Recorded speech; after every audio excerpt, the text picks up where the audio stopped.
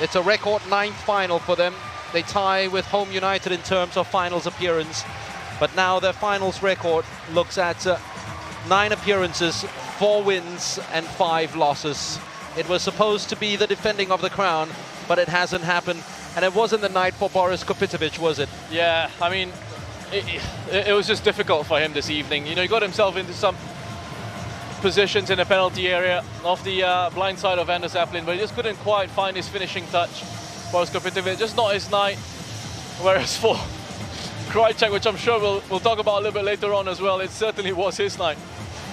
Nakamura looks probably more effective than any other Tampines player once the final whistle sounded.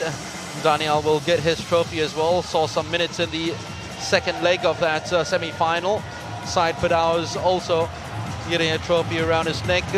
Ong Yuan had a very good first half, but really tired out in the final 15. I think we started to see that fatigue creeping into the game for Tampines Rovers, and those changes, you know, we just see Chris Van Huysen and Mehmedovic as well, those changes not having the required impact I think you would like if you were Gavin. You know, you expect that your substitutes will come in and help you to have an impact in the game, and that's not what happened for Tampines Rovers, and it did fade. I think the fitness levels, it looked like it started to dip, that intensity started to drop. We saw them making mistakes in possession, not tracking runners off the ball, and fatigue was setting in the, I would say, final 20 minutes or so of the second half.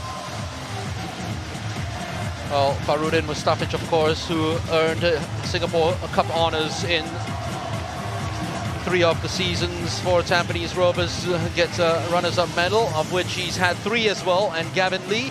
You'd have to say overall, Tampines Rovers, especially at the end of the season, they probably played the prettiest football. Yeah, I mean, they play some really good football. It's a lot of fun watching Tampines Rovers, and I have a lot of good things to say about how they go about playing their football, Tampines. You know, it's attractive, it's attacking football. They like to try and impose themselves on the opposition.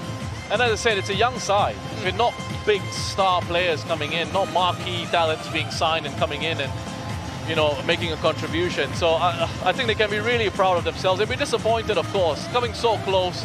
A good